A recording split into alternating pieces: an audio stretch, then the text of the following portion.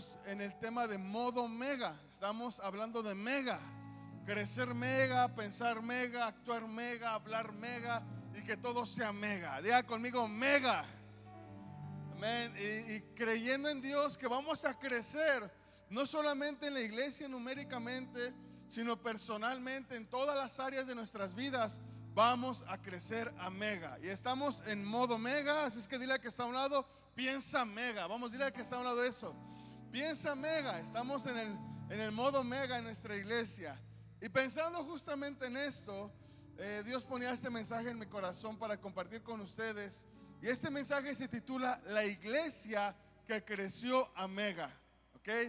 Hay una iglesia en la Biblia que creció a ser una iglesia mega. Y vamos a estudiarla en esta mañana. Vamos a ver qué características tenían, qué cualidades había dentro de esta iglesia para poder ser un impacto en su ciudad. Y no solo en la ciudad, sino en los alrededores. Y poder crecer a mega en tan pocos años. ¿Ok? Y seguramente estas características siguen siendo reales, siguen siendo aplicables en la actualidad. Y si nuestra iglesia Victory Outreach Guadalajara las aplica, Dios nos va a llevar a ese nivel mega. ¿Cuántos lo creen? Y no solamente la iglesia. Recuerda, la iglesia no es el edificio, la iglesia somos nosotros. Dile al que está a un lado de ti, tú eres la iglesia. ¿Sí? Nosotros somos la iglesia. Cuando referimos a iglesia no hablamos del edificio, no hablamos de las instalaciones, no hablamos de una locación, hablamos de nosotros, porque nosotros somos la iglesia. Muy bien, bueno, vamos a leer nuestra Biblia en el libro de Hechos 2:47. Vamos a ver esta parte de la Biblia y en un momento más les voy dando más detalles de lo que es la iglesia que vamos a estudiar el día de hoy. Hechos 2:47. Mientras usted llega ahí, voy a hacer una oración para que Dios hable a nuestras vidas y poner todo en manos de Dios. Señor, gracias por la bendición que nos regalas de estar reunidos esta mañana. Ponemos todo en tus manos. Habla a nuestras vidas y que sea un mensaje que nos rete, nos inspire, nos convicte. Haz tu voluntad en esta mañana, Espíritu Santo, en el nombre de Jesús. Amén, amén. Muy bien, Hechos 2:47 dice la Biblia: alabando a Dios y teniendo favor con todo el pueblo. Y el Señor añadía cada día a la iglesia los que habían de ser salvos. Ok, bueno, la iglesia que creció a mega. Cuando hablamos de esta iglesia nos referimos a la primera iglesia registrada a lo largo de la historia. La iglesia del libro de los Hechos, la iglesia de los apóstoles, la iglesia que nuestro Señor Jesucristo fundó acompañado de los apóstoles y dejó la doctrina, dejó la enseñanza y dejó el poder del Espíritu Santo sobre ellos. A eso nos referimos, a la iglesia que creció a mega. Esta iglesia que en tan pocos años creció de una manera increíble. Esta iglesia que eran sumamente efectivos en todo lo que hacían. Una iglesia que estaban dando excelentes resultados, que estaban creciendo, que estaban avanzando, que estaban logrando los objetivos. Pero lo que yo me preguntaba era, ¿qué hizo esta iglesia para crecer de esta manera? ¿Qué hizo esta iglesia para ser tan efectiva? ¿Qué pasó con esta primera iglesia, con la iglesia del libro de los Hechos, para que impactara su ciudad, para que impactara su comunidad, para que impactara no solamente socialmente, sino espiritualmente? ¿Cuántos quieren saber más detalles de esta iglesia en esta mañana? Amén. Y esta iglesia, nombrada así, la primera iglesia, la iglesia de los apóstoles, o la iglesia del libro de Hechos, o algunos también lo llegaban a nombrar hace algún tiempo la iglesia primitiva, tuvo características especiales. Fue la iglesia que creció en tan solo 200 años, alrededor de 200 años, de ser 120, que eran los apóstoles que estuvieron en el año 33, cuando Jesús murió y subió al cielo y vino el Espíritu Santo. 120 personas, para que durante el año 300 después de Cristo fueran alrededor de 6 millones de cristianos. Una iglesia que tenía un crecimiento de cada década de alrededor del 40% de sus creyentes. Una iglesia que durante el tiempo que estuvo ejerciendo su función en la tierra, nunca se estancó, nunca dejó de crecer, nunca se detuvo, nunca se desanimó, nunca paró, sino que siempre estaba en manera ascendiente, creciendo, alcanzando almas y llevando el mensaje de Jesucristo. Esta es la iglesia que creció a Mega, la iglesia de los apóstoles. Estaba viendo estadísticas y dice que había conversiones masivas. Por ejemplo, la registrada en el libro de Hechos 2:14, cuando Pedro da su primer mensaje, empieza a compartir y empieza a decir: el Cristo que ustedes crucificaron, el Cristo que ustedes rechazaron es real, está en nuestras vidas. Y empezó a hablar el mensaje de Jesucristo, y dice la Biblia que alrededor de 3,000 personas se convirtieron en este primer mensaje. Imagínate, 3,000 personas en solamente una predicación. Ese es el sueño de todo predicador, yo creo. Pero no solo eso, sino que después dice que Pedro va caminando y ve a un hombre cojo y dice que le dice: levántate y anda, no tengo oro, no tengo plata, pero lo que tengo te doy, levántate y anda. El hombre es sanado, y después de eso Pedro sigue predicando y se convierte en 5,000 personas. En tan solamente unos días después del día del Pentecostés, había alrededor de 8,000 personas mínimo ya convertidas, solamente por medio del apóstol Pedro. Imagínate lo que alcanzaron los otros 11 apóstoles o los otros 10 apóstoles que también estaban predicando.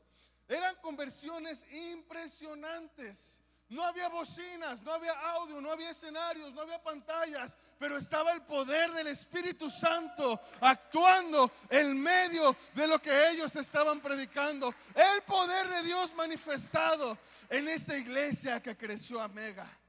Miles de personas convertidas. La gente deseaba ser cristiana. No había que obligarlos, no había que ir a sus casas por ellos, no había que darles una despensa, no había que hacer nada. Ellos deseaban estar en la iglesia y escuchar el mensaje de Jesucristo.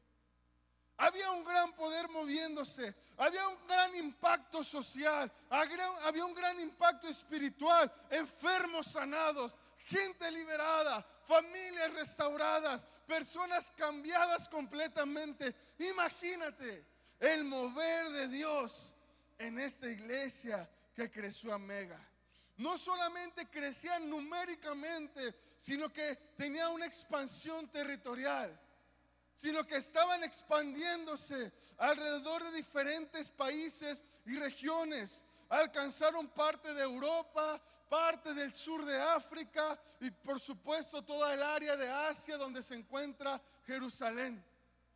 Era un impacto lo que ellos estaban realizando. Guiados por el Espíritu Santo, cada apóstol tomó una ruta diferente, pero todos con una misión: predicar el evangelio de Jesucristo acompañado de señales y milagros. Entonces el trabajo que ellos estaban haciendo tenía una gran efectividad, y territorialmente también había una gran expansión. Gente se estaba convirtiendo a Cristo, y esta iglesia se estaba expandiendo a Mega. Diga conmigo: Mega. ¿Dónde está el éxito de esta iglesia? ¿Dónde radica la efectividad de la iglesia primera, de la iglesia del libro de los Hechos? Hay muchos elementos, hay diversos factores que conjugan la efectividad de la iglesia primera, pero hoy vamos a ver solamente dos factores esenciales que ellos pusieron en práctica. Y yo creo que si nosotros como iglesia los practicamos, vamos a obtener el mismo resultado que ellos estaban obteniendo. Ellos, la iglesia primera, es nuestro ejemplo a seguir de plantamiento de iglesias y de crecimiento de iglesias. Porque puede haber muchos métodos que son muy buenos, puede haber muchas estrategias, muchas organizaciones que son excelentes, pero ellos tenían lo necesario para poder crecer Mega y en todas las áreas seguir expandiéndose. Hay dos elementos que vamos a estudiar en esta mañana para poder comprender el éxito que ellos estaban teniendo. ¿Cuántos están listos para aprender eso en esta mañana? ¿Están listos? ¿Cuántos quieren saber estos dos elementos? Amén. El primer elemento que ellos tenían, el primer factor que les ayudó, fue la conducta correcta de los cristianos. Mira, quiero darte un poquito del contexto que ellos estaban viviendo como primeros cristianos en la historia. Sabemos que el pueblo judío estaba bajo el dominio del Imperio Romano en la época de Jesús, en la época del Pentecostés y en la época de estos primeros cristianos. El Imperio Romano no es lo que conocemos actualmente, solamente un país. En ese tiempo era realmente un imperio que abarcaba muchos de los países de Europa, del norte de África y de Asia. Era un imperio grande, era un imperio poderoso, era un imperio que estaba constantemente expandiendo su territorio, conquistando nuevos territorios por medio de uno de los ejércitos más poderosos de la época. En la etapa cúspide del Imperio Romano llegaron a tener alrededor de 50 millones de habitantes. 50 millones de habitantes dentro del Imperio Romano. Y estos 50 millones era una mezcla de razas, de culturas, de países, de poblados. Realmente a ellos no les interesaba si había diferentes culturas, diferentes creencias. Ellos querían esparcirse por todo el mundo. De hecho, la ideología de uno de los líderes del Imperio Romano era conquistar el mundo completo. Imagínate, eran ambiciosos, eran poderosos en ese tiempo el Imperio Romano. Ellos querían que todo el mundo formara parte del Imperio Romano. Imagínate. Entonces tenían alrededor de 50 millones de habitantes. En México tenemos 129 millones. No es nada comparado a los 50 millones. O es más o menos una referencia, ¿sí? Estados Unidos tiene 329 millones de habitantes. Entonces date una referencia, el crecimiento, la expansión de habitantes que tenía el Imperio Romano. Los judíos formaban una parte dentro del Imperio Romano. Los judíos era alrededor de unos 7 a 8 millones de habitantes, es decir, entre el 8 y el 10% de la población total del Imperio Romano eran judíos. Era realmente un porcentaje muy pequeño, el 8% del 100, imagínate. Era un pueblo pequeño, un pueblo insignificante, un pueblo esclavo, un pueblo reprimido. Bueno, una de las características del Imperio Romano es que era un imperio que estaba siempre detrás del dinero. Y una de las maneras como creció económicamente era a través del cobro excesivo de impuestos. El imperio cobraba 25% de impuestos por cada producción o negocio que tenían las familias. El 25%. Por supuesto, ahí estaban incluidos los judíos. Cada cosa que ellos emprendían, cada negocio que ellos hacían, cada producción que ellos levantaban, el 25% le pertenecía al Imperio Romano. Aparte, agrégale que a los judíos le cobraban el 10% de impuestos de todo lo que ellos generaban para el mantenimiento del templo de Jerusalén. O sea, estamos hablando de un 35% de sus ganancias se iban en los impuestos. Es un porcentaje alto a comparación de lo que pagamos aquí en la actualidad. ¿Ok? Eso hacía de que la economía judía no fuera una economía muy fuerte, muy estable. Las familias judías eran familias comúnmente humildes, familias que se dedicaban a la agricultura, a la ganadería, algunos se dedicaban a la pesca, a las artesanías, carpinteros, pero de todo lo que producían, el 35% se les iban en los impuestos. Entonces el Imperio Romano era un imperio que estaba constantemente hostigando al pueblo para que pagara sus impuestos. Hasta tenía recaudadores de impuestos. ¿Alguien se acuerda de algún recaudador de impuestos? ¿Cómo se llamaba? Zaqueo, ¿verdad? El hombre bajo de estatura. Y dice la Biblia que Zaqueo era un recaudador de impuestos y el pueblo judío lo rechazaba, les caía mal Zaqueo al pueblo judío, porque la función de Zaqueo, Zaqueo era un empleado del gobierno romano, era un judío empleado del gobierno romano. Y lo que hacía Zaqueo era que se infiltraba entre las familias judías, y cuando alguien emprendía un negocio, cuando alguien levantaba una producción, cuando alguien compraba una casa nueva, un bien nuevo, Zaqueo iba con el chisme al gobierno y le decía: aquella familia acaba de comprar una casa, hay que cobrarle el impuesto. En otras palabras, el trabajo de Zaqueo era ir de chismoso. Esa era su función de él. Por eso le caía mal al pueblo. Por eso cuando Jesús le dice: baja del árbol, voy a ir a comer a tu casa, dice que los judíos dijeron: ¿cómo este hombre come con ese recaudador de impuestos? Si ese hombre es un traicionero, ese hombre es un chismoso. Le va y le dice al gobierno romano lo que tenemos para que nos cobren los impuestos. Entonces estamos viendo una situación social complicada dentro del imperio romano hacia los judíos. Era un pueblo reprimido, era un pueblo que estaba creciendo con una imagen, con una idea de liderazgo represor, de liderazgo que solamente querían su dinero, de liderazgo que solamente estaban oprimiendo, los que no les dejaban crecer, avanzar.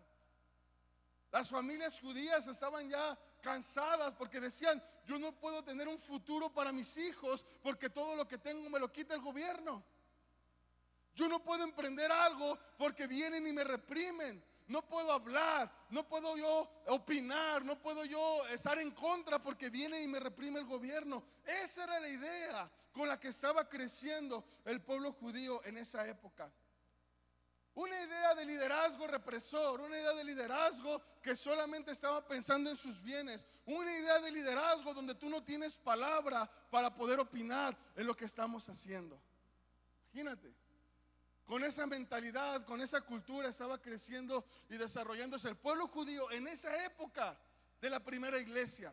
Y agrégale también que la misma gente religiosa judía, los sacerdotes, la gente que trabajaba en el templo, se la pasaba condenando al pueblo. O sea, los sacerdotes les empezaban a decir: ustedes son unos pecadores, no dejen entrar a esa enferma a la iglesia, ella es una prostituta, no se junten con ella. Y se la pasaban condenando a las personas, etiquetando a la gente sin darle la oportunidad de conocer el amor de Dios. Eso era lo que hacían los líderes religiosos de esa época. Ellos estaban enfocados en obedecer las más de 300 leyes que tenían, que se les olvidaba ayudar a los necesitados, a los pobres, a los huérfanos, a las viudas. Para ellos el ser líder en la sinagoga, ser líder en el templo, era estar ahí usando su posición de liderazgo para condenar a los demás, usando su posición de liderazgo para decir lo que a los demás les hacía falta, pero ellos no veían lo que a ellos les hacía falta. Imagínate cómo vivía el pueblo judío, reprimido por el gobierno y condenado por los líderes religiosos. Si tú estás enfermo, yo no me puedo juntar contigo. Tú eres un leproso, hazte para allá, no vayas a contagiar la lepra, ¿verdad? Así dice la Biblia, ¿sí? Si tú eres un pobre, bueno, pide limosna ahí en el camino, afuera de la iglesia, pero no puedes entrar a la iglesia. Fíjate cómo había una clasificación de personas, había clases sociales muy marcadas en esa época, ¿sí? Y siempre los más afectados eran los necesitados, los rechazados, los oprimidos. Pero en ese tiempo Jesús viene y se encuentra con esta situación y le causa un impacto en su corazón y les empieza a decir: ustedes son tumbas blanqueadas. Por fuera se ven muy bien porque están blanqueados, pero por dentro están muertos. Y les empieza a confrontar la actitud que los líderes religiosos tenían con la gente. Jesús cambia el sistema. Y mira qué increíble.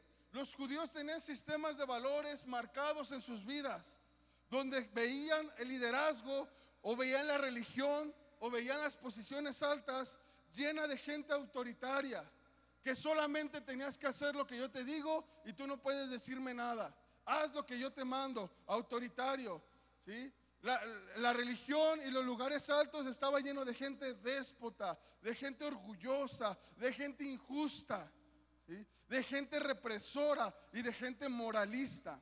El moralista es el que analiza las conductas de otros y se cree superior a los demás, pero no analiza su propia conducta. Ahí estaba rodeado el pueblo judío de este tipo de personas en el gobierno y en la iglesia en esa época. Pero viene Jesús y modela un sistema de valores completamente diferente.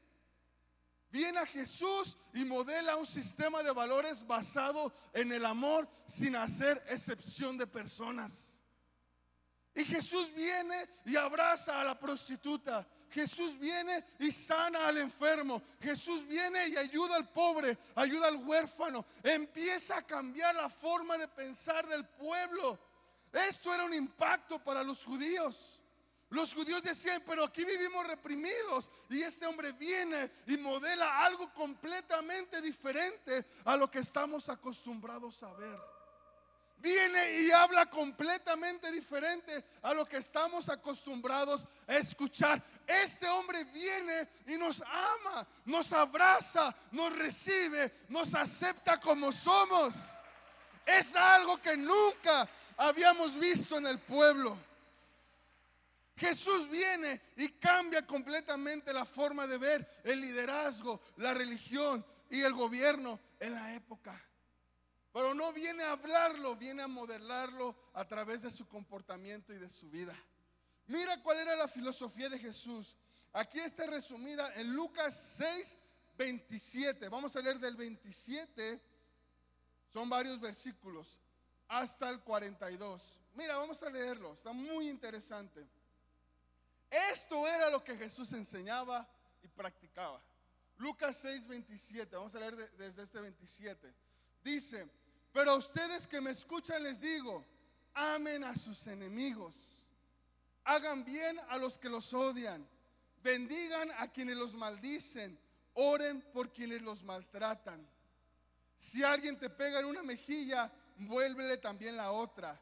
Si alguien te quita la camisa, no le impidas que también se lleve la capa. Denle a todo el que te pida, y si alguien se lleva lo que es tuyo, no se lo reclames. Traten a los demás tal y como quieren que ellos los traten a ustedes. ¿Qué mérito tienen ustedes al amar a quienes los aman? Aún los pecadores lo hacen así. ¿Y qué mérito tienen ustedes al hacer bien a quienes les hacen bien? Aún los pecadores actúan así. ¿Y qué mérito tienen ustedes al dar prestado a quienes pueden corresponderles? Aún los pecadores se prestan entre sí, esperando recibir el mismo trato. Ustedes, por el contrario, amen a sus enemigos, háganles bien y denles prestado sin esperar nada a cambio.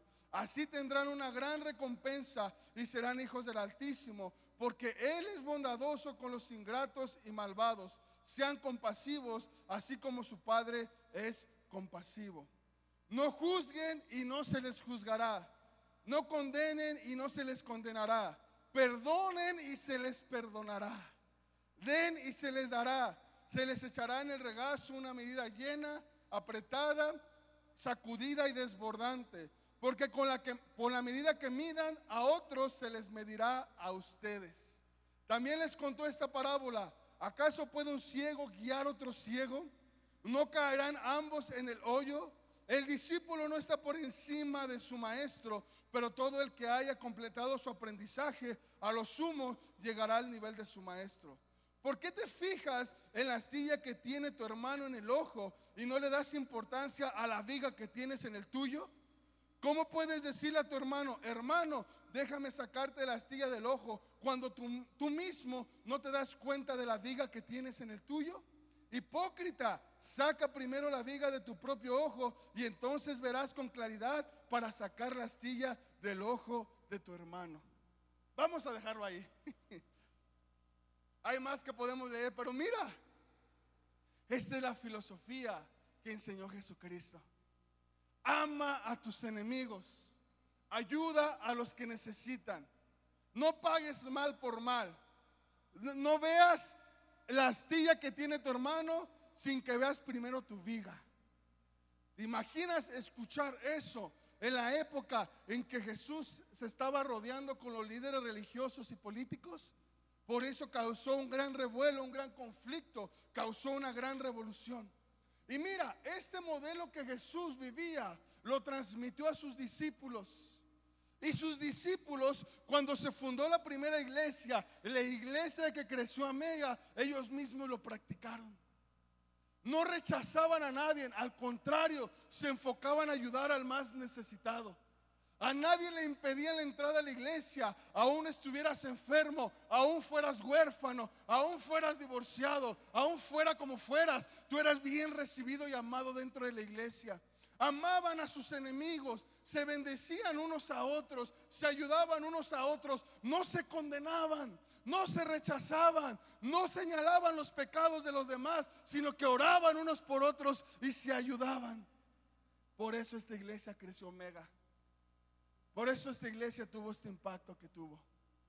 Porque siguieron el modelo de vida de Jesús, la filosofía del comportamiento correcto de un cristiano que Jesús les había enseñado. Dice la Biblia que ellos partían el pan. Dice la Biblia que vendían sus bienes y ayudaban a los necesitados. Dice la Biblia que perseveraban unánimes en oración. Dice la Biblia que los apóstoles no eran orgullosos, eran personas sencillas. Los apóstoles no buscaban una posición de reconocimiento, buscaban servirle al pueblo, buscaban ser siervos para la gente. Hacían señales y maravillas, dice la palabra de Dios. No solamente actuaban bien, sino que tenían el poder del Espíritu Santo en sus vidas. Mira, vamos a leerlo, lo que sucede con esta iglesia. Dice la palabra de Dios en el libro de Hechos.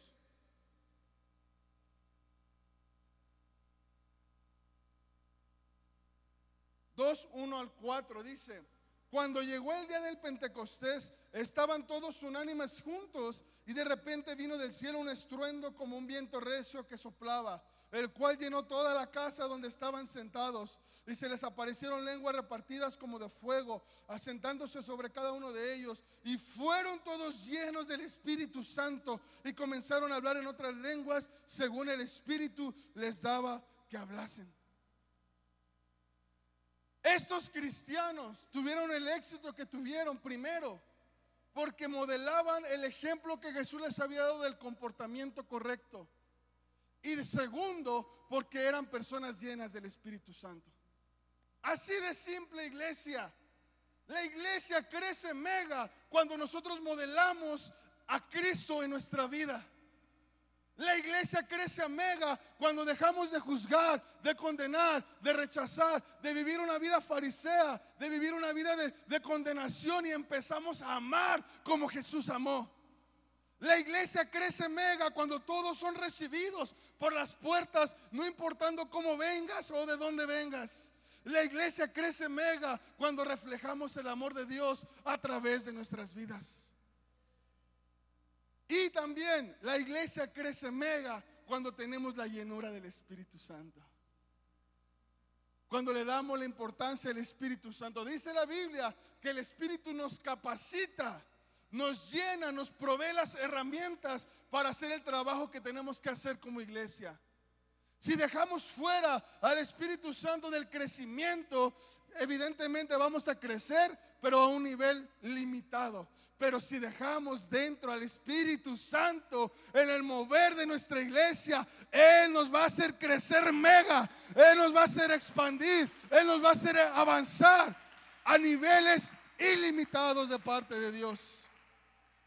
Este crecimiento en la primera iglesia se generó entonces por estos dos factores principalmente: el comportamiento de los cristianos y la llenura del Espíritu Santo. Era imposible que los cristianos primeros fueran valientes en medio de una persecución. Era imposible que los cristianos predicaran y se convirtieran 3,000 personas sin la ayuda del Espíritu Santo. Era imposible con las fuerzas humanas hacer lo que ellos estaban haciendo. Era imposible que la gente tuviera una convicción de pecado cuando ellos hablaban si el Espíritu Santo no estuviera funcionando a través de ellos. Era imposible que ellos sanaran enfermos. Era imposible que se mantuvieran unidos. Mira, porque naturalmente siempre hay conflictos cuando hay gente. Naturalmente siempre hay formas diferentes de pensar. Siempre hay diferentes opiniones, pero cuando el Espíritu Santo está ahí, nos pone en un solo sentir. O sea que cuando hay divisiones y conflictos, quiere decir que se dejó a un lado al Espíritu Santo. Porque aquí hay un modelo claro: unidad, unánimes. Se reunían, oraban, se apoyaban, se amaban, se procuraban, estaban juntos. Pero eso no fuera posible humanamente. Eso solo lo hace el Espíritu Santo. Dice la Biblia que eran valientes. Aunque los mataban, ellos predicaban. Aunque los perseguían, ellos hablaban de Jesucristo. Humanamente esa valentía no fuera posible, pero esa es una evidencia de que el Espíritu Santo estaba con ellos. Esa valentía que ellos tenían, esa generosidad de repartir sus bienes. Humanamente somos egoístas. ¿Cómo voy a vender mis bienes para darle a alguien que necesita? No, me costó mucho trabajo comprar esto. Y cada quien ve por su bien propio. Cada quien trabaja para vivir bien él. Pero dice la Biblia que ellos vendían sus bienes y los repartían a los necesitados. Humanamente no se hubiera podido lograr esto, pero con la ayuda del Espíritu Santo fue posible. Cosas que solo el Espíritu Santo puede hacer, que si lo dejamos fuera de la acción, fuera de los planes, no vamos a poder lograr. Por eso esta iglesia creció a mega, porque tenía el poder y la llenura del Espíritu Santo. Aquí vemos entonces dos puntos importantes, iglesia. La iglesia somos nosotros. ¿Cuántos dicen amén? Entonces, si nosotros somos la iglesia, a nosotros nos corresponde, yo me incluyo por supuesto, a nosotros nos corresponde modelar el amor de Cristo y estar llenos constantemente del Espíritu Santo.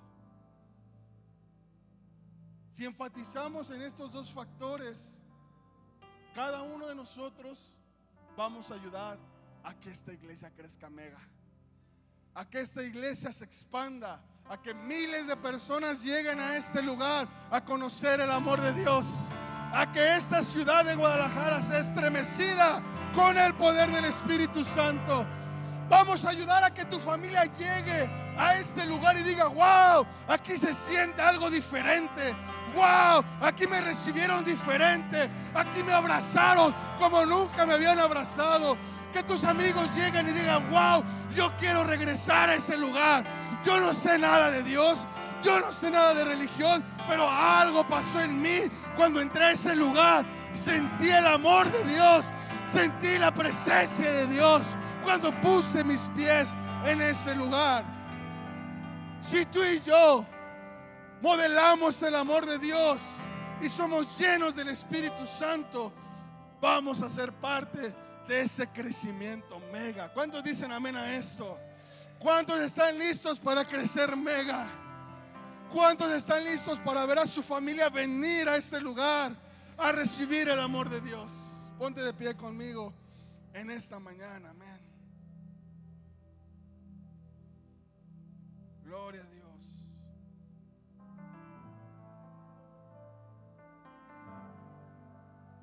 Así es que, iglesia, si tienes que ponerte a cuentas con alguien, creo que hoy Dios habló claramente. Si tú pensabas que tenías enemigos o gente que te caía mal y rechazabas, creo que hoy Dios ya habló.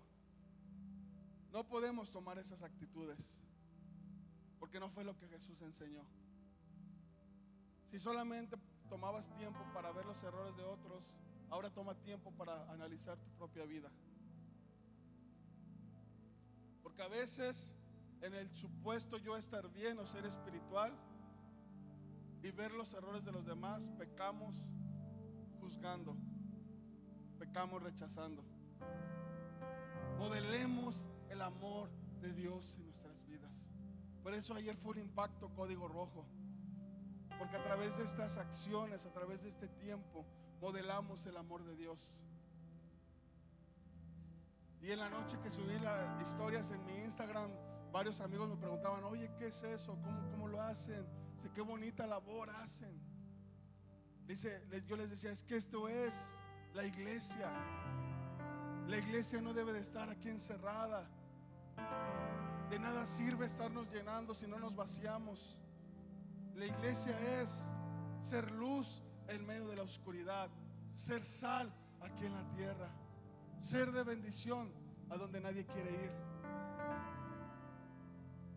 Modelemos, practiquemos, reflejemos el amor de Dios en nuestras vidas y busquemos la llenura del Espíritu Santo. Esto nos va a ayudar a tener una iglesia creciendo hacia el omega. ¿Cuántos dicen amén? Levanta tus manos ahí en tu lugar un momento.